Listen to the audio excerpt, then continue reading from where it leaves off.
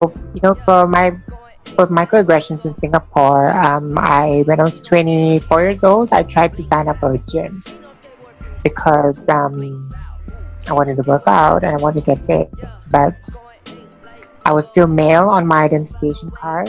I haven't got it changed yet. And when I showed up at the gym, they rejected my application. They were like, "We can't have you in the gym because even though you look female, we can't let you into the female bathroom."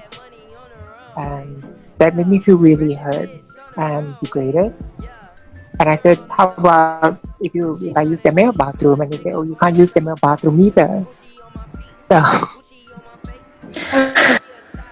and I was just angry that day, and I was very Mhm. disappointed in my in the people in the gym, you know. But Yeah. I've gotten my legal documents changed to female now, and it's a lot more easy now to Mhm. go through, with all the legal stuff. Just yeah, when people find out you're trans in Singapore, it's something so new to them, so they become very intrigued. They'll be like, "Oh, it's something which I've never heard about before." You're like, "But you look like a girl," blah blah blah. Like, little things that just piss you off. And how ignorant people can be about women like me.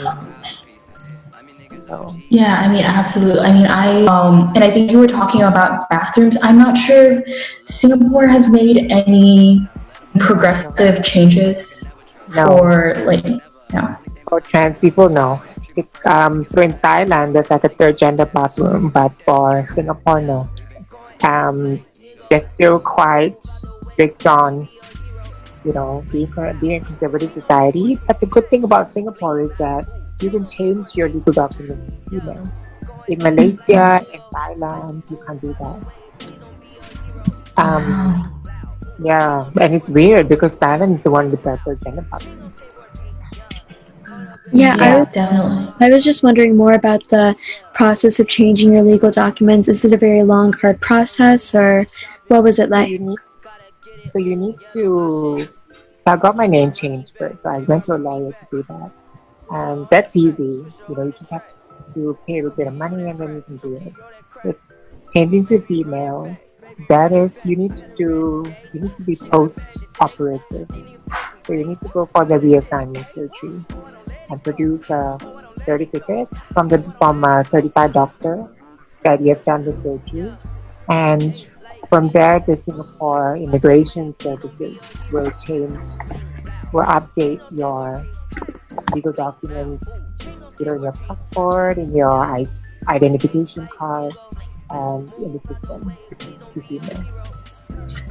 Yeah, and you were talking a little bit about the transitioning process that you had to go, like the surgery that you had to go through before you could change from your gender from male to female.